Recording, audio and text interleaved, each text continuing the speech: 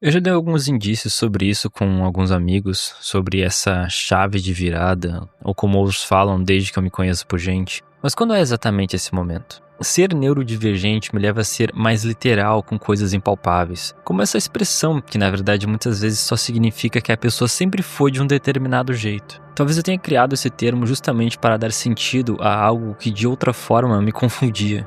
Para mim, uma virada é quando você descobre algo que passa a fazer parte da sua personalidade, algo que passa a influenciar aspectos do seu ser, sejam emoções, estilos, socializações que te ajudam na sua autodescoberta. Claro que existem limites, vícios monoculturais com síndrome de vira-lata são coisas que eu atualmente abomino, mas acho que é coisa da idade, eu fui muito rock wins na adolescência. Não é uma crítica, é mais um alerta de que não é bom ter apenas uma coisa como pilar de sustentação da sua personalidade. Desenvolva, porque apenas um marco na sua vida não deveria ser seu traço de personalidade. Em 2015, eu tinha 14 anos e conheci 2 álbuns que foram extremamente importantes para o que eu sou hoje. Blurryface, do 21 Pilots, que não é o foco aqui hoje, mas eu só queria destacar que eles são minha maior influência nas minhas descobertas emocionais. De descobrir as coisas que eu sinto e que sentir tristeza desde a infância não era algo normal. E o outro álbum foi o The Pel Emperor, do polêmico Marilyn Manson.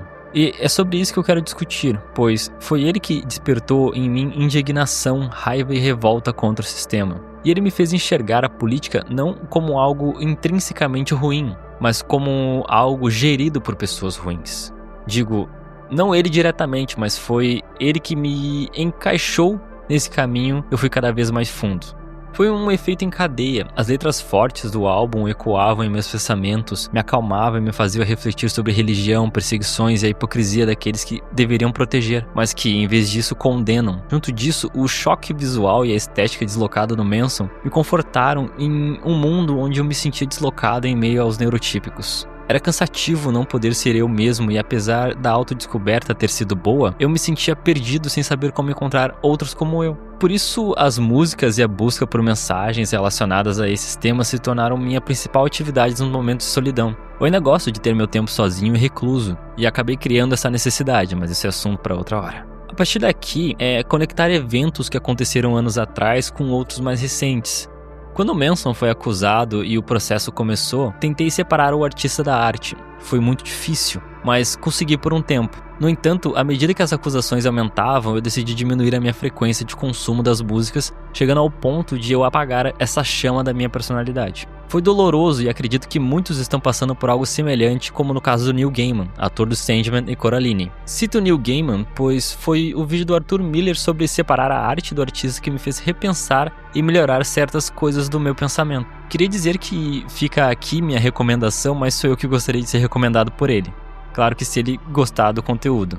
Ser fã de alguém que ajudou a moldar quem você é e depois descobrir coisas terríveis sobre essa pessoa me fez questionar se eu seria capaz de algo assim. Ser fã de alguém que ajudou a moldar quem você é e depois descobrir coisas terríveis sobre essa pessoa me fez questionar se eu seria capaz de algo assim. Se eu tinha predisposição para ouvir e concordar com boa parte do discurso do Manson, por que eu não teria a mesma disposição para os atos que ele foi acusado? Acabei passando por um intenso processo de perda de influência. Cortei abruptamente algo que me trazia dopamina e me dava força. Foi difícil, eu havia perdido parte da minha personalidade que eu deixei demais ser tão intrínseca e precisei reconstruí-la, buscando novas bandas, músicas e ideais políticos diferentes. Já aviso que isso não foi uma desculpa para eu trocar de lado do meu espectro político. Na verdade, do jeito que eu falei, parece que eu fiz isso, mas na verdade foi o oposto. Eu me aprofundei mais. Fui até a raiz para ter minhas críticas e opiniões.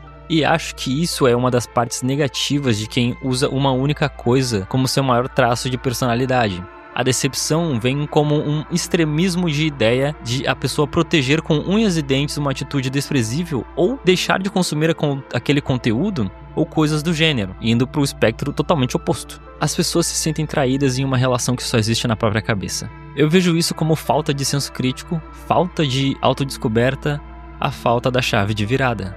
Pense, quando você se entende como gente? Eu agradeço muito ao meu senso crítico e esse desenvolvimento em apagamentos, pois parece que não haverá fim. Como humanos, nós erramos, mas tem certos erros que eu pessoalmente não consigo perdoar. E eu tô falando de você, Dave Grohl. Nossa, cara, isso me decepcionou tanto. O cara mais gente boa do rock já não me parece mais tão confiável. Tive que aprender a não confiar em rótulos ou em pessoas, e desconfiar até mesmo de obras que pareciam estáticas. A letra de Everlong, por exemplo, agora soa como uma grande mentira para mim. E foi justo no momento onde eu mais estava ouvindo ela. Foi muito difícil entrar na minha cabeça que o cara que escreveu essa música teve um relacionamento extraconjugal e teve uma filha, no caso, uma filha fora do casamento. Mas eu tive que aceitar, foi uma confissão. Acho que a única coisa passível de elogio nisso tudo ao Dave foi ele ter confessado e tomado a culpa, não ter negado e deixado isso virar um escândalo maior.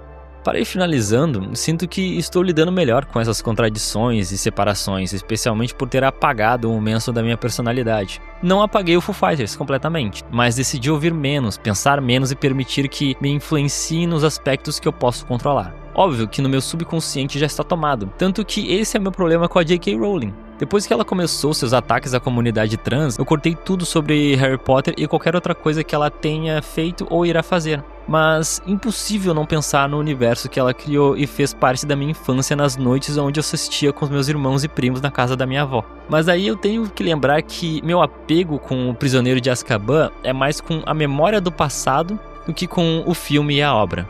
Recentemente, o Manson foi absolvido das acusações e o processo chegou ao fim. Queria ter ficado feliz, como fiquei com o caso do Johnny Depp, onde inicialmente apoiei a Amber Heard, até ver a situação desenrolar a favor do Depp. Mas no caso do Manson, eu fiquei com o pé atrás e não tenho mais confiança nele. Pausa. Depois de terminar o esboço do roteiro, eu fui atrás de mais detalhes sobre o fim do caso.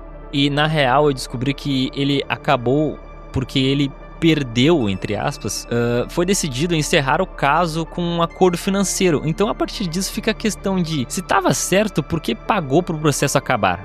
Voltando, na verdade, nem me importo mais com ele ou com suas músicas novas. Fiz foi aproveitar meu pico nostálgico e fui assistir o primeiro John Wick. Esse filme carrega um peso a mais pra mim, e nele toca Killing Strangers, do álbum The Pelin Terror. Então, junções de estímulos me fizeram reacender a fogueira, mas agora em brasas. Apenas para aquecer um eu do passado que ainda vive dentro de mim.